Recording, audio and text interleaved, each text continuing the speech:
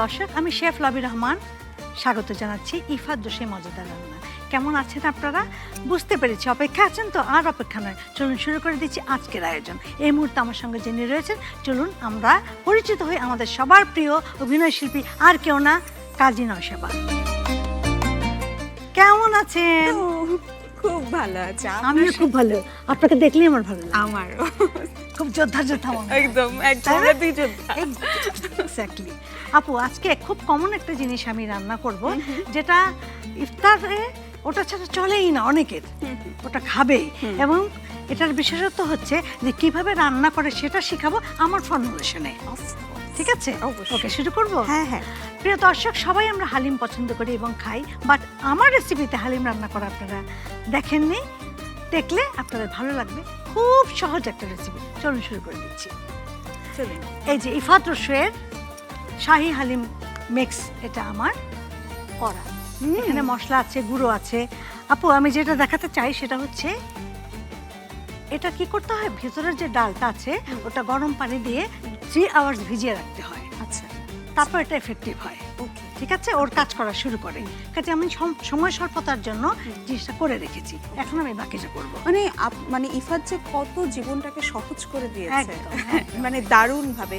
কি নাই, মানে বেগুনি ভাজা থেকে নিয়ে শুরু করে সবকিছু আছে, সবকিছু সবকিছু আছে। দারুণ। তারপর যেটা আমি অর্ধেকটা রান্না করে রেখেছি। আচ্ছা, ওকে। প্রথমে কি করেছি দর্শক, আপনাদেরও বলছি, 3 ঘন্টা এটা গরম পানি দিয়ে ভিজিয়ে রাখবেন। এটা সফট হয়ে যাওয়ার পর তারপর এটাকে আপনারা রান্না করবেন। আর মাংসটা সাধারণ রান্না বাসায় যেরকম মাংস তৈরি করেন তেমনি তৈরি করতে হবে। এটা দেখানোর বা শেখানোর কিছু নাই। ঠিক আছে আপু? আপু, ওখানে ইফাদের মশলা আছে, একটু আমাকে দেবেন। এই যে আপনার সামনে। বকায় বকায় যখন সব এলোমেলো, তখনই লাইফে এলো পিলো। মচমচে ট্যাঙ্গি বারবিকিউ ফ্লেভারে পিলো চিপস, পিলোর ক্রাঞ্চি স্বাদে বাকি সব ভুলে যাবে। এখন আমি এটার সাথে এটা মিক্স করব। আপু, আমার খুব জানতে ইচ্ছা করছে যে মানে এই যে আপনি রেসিপিগুলো তৈরি করছেন, এটা কত বছর ধরে, মানে আপনার সাধনার, এটা জানতে চাই। এটা 24 বছর। 24 বছর। 24 বছর থেকে আমি মিডিয়াতে আছি, প্রায় 21 বছর, বাট আমার জার্নি শুরু হচ্ছে 24 বছর। আর এই যে ধরেন আপনি যে ইফাদের জন্য কাজ করছেন, এটা brand ambassador serious হিসেবে। হয়ে গেছে। হ্যাঁ, বাহ। মানে শুধু এখানেই নয়, দেশের বাইরে সব মশলাগুলো চলে যায়। এটাই ভালো লাগে যে আমি যেখানে যাই ওখানে পাই না খুঁজে, তখন বলে দেশের বাইরে চলে গেছে। এটাই ভালো লাগে শুনতে আর কি, যে আমারটা দিয়ে কত মানুষ উপকৃত হচ্ছে, একদমই। কাজ করছে, এবং জীবনটা সহজ করে দিয়েছে। একদম। তো আপু, ওইটার ভেতরেও কিন্তু দুটো জিনিস আছে। একটা হলো চালের গুঁড়ো, ডালের গুঁড়ো একটার মধ্যে, আরেকটার মধ্যে মশলা। এই যে যেটা, আচ্ছা, আচ্ছা। এটা হাফ দিয়ে আমি মাংসটা রান্না করেছি, আচ্ছা। আর হাফ রেখে দিয়ে চিকেন দেওয়ার জন্য। ঠিক আছে, দেখেন এখনই একটা হালিম হালিম একটা ভাব চলে আসছে। একটু নাড়া দিয়ে আমি চূড়াটা ধরিয়ে দেবো।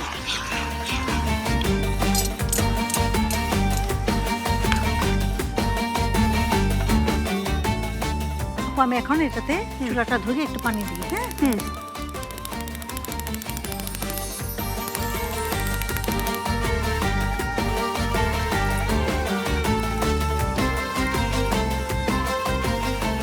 আমি আবারও দর্শকদের বলছি, সাধারণ মাংস যেভাবে রান্না করে ঠিক সেভাবেই রান্না করবেন।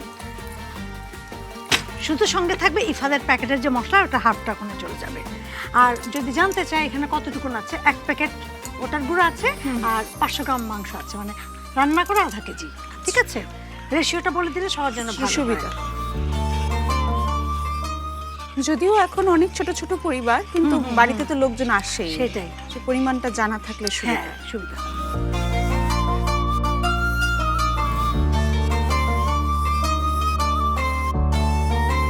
প্রিয় দর্শক, নিয়ে নিচ্ছি ছোট্ট একটা বিরতি, সঙ্গে থাকতে ভুলবেন না। আর যদি না থাকেন তাহলে হয়তো মিস করে যাবেন কিছু।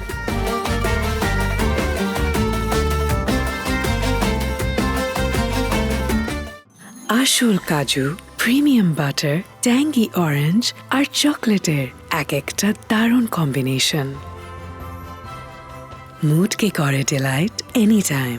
Ifad delight series.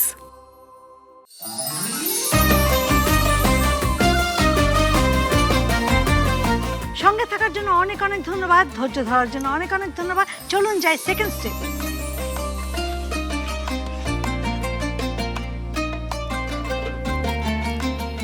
আমি এখন লবণটা চাকতে পারছি না, কেননা রমজানের সময় তো জি। আমরা এখন আন্দাজে যতটুকু দেওয়া জি, জি। দিতে পারি আর কি। আপু এবার মাংসটা আমি দিয়ে দিব। কিছুই না, কিন্তু এখনই রান্না শেষ, কেননা মাংসটা তো করে এনেছি আমি, হ্যাঁ। করে রেখেছি। এটাও আমরা জাল দিয়ে রেখেছি।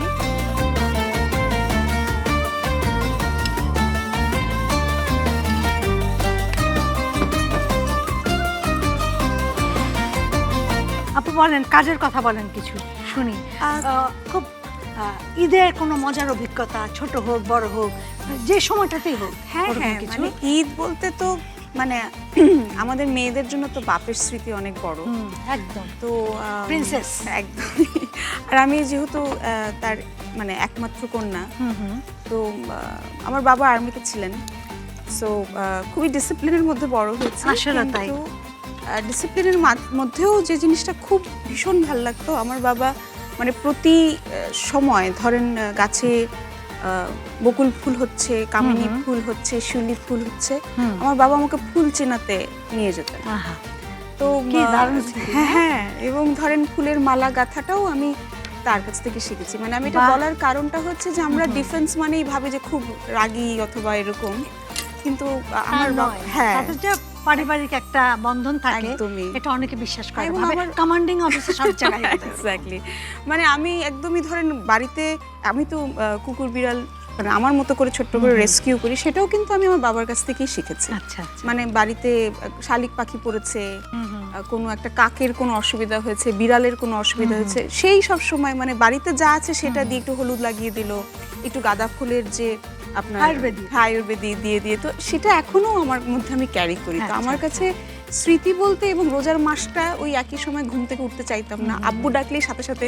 মানে ভয়ে হোক ভালোবাসায় হোক উঠে যেতাম। তো এটাই ভীষণ মনে পড়ে, এখন আমি আমার মেয়ের সাথে সেটা করি। আরও যে একটা সালামি দেওয়ার ব্যাপার থাকে না ঈদে, ঈদি বলে যেটাকে, সেটা কি আগে নিতেন এখন দিতে হয়, তাই না? এক্স্যাক্টলি। তো সেটার ফিলিংসটা, এই দুটোর মধ্যে ডিফারেন্সটা আপনার কি মনে হয়? আমার কাছে মনে হয় কি যে আমি আসলে একটু মানে চুপচাপ বাচ্চা ছিলাম, তো আমার সত্যি বলতে ঠিক সেরকম সালামির এক্সপিরিয়েন্স নাই, কারণ আমি সবসময় আমার কাজিনদের সবচেয়ে শেষের লাইনে দাঁড়িয়ে থাকতাম। তো তারা সব পেয়ে যাওয়ার পরে হয়তো বা আমি পেতাম আর কি। তো অবশিষ্ট যা থাকতো। অবশিষ্ট, এবং সেটা পাওয়ার পর ওটাও আমার হাতছাড়া হয়ে যেত। সো আমার ওই রকম ধরেন সালামি নিয়ে খুব বড় কোনো এক্সপিরিয়েন্স নাই, বাট এখন আমার খুব মজা লাগে, মানুষকে দিতে খুব ভালো লাগে।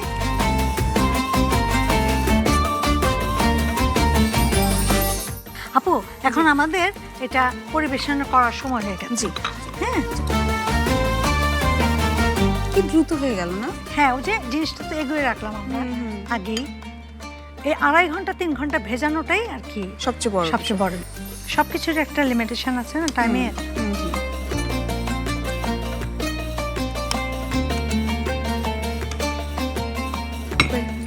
এগুলো কিছু লাগে। হ্যাঁ, এটা লাগবে।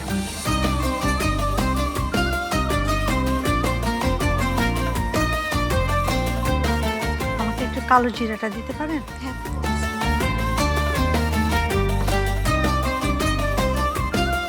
এটা ফোড়নে দিলে আরো ভালো আরো লাগে। মজা আমি লাগে। জাস্ট একটু অনেক সময় তো আমার আদা কাছে ছিল, ছিল, হ্যাঁ, আদা কুচি, হ্যাঁ। আদা কুচি, হুম। কাঁচামরিচ।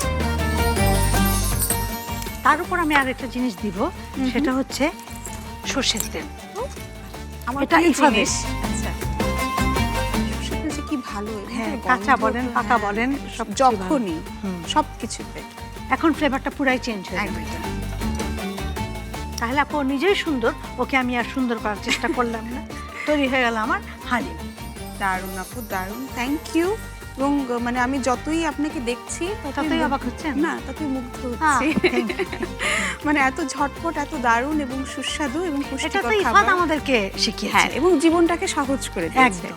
ধন্যবাদ আপনাকে, ধন্যবাদ ইফাতকে, এবং ধন্যবাদ RTV। আপু আপনাকে অনেক অনেক ধন্যবাদ।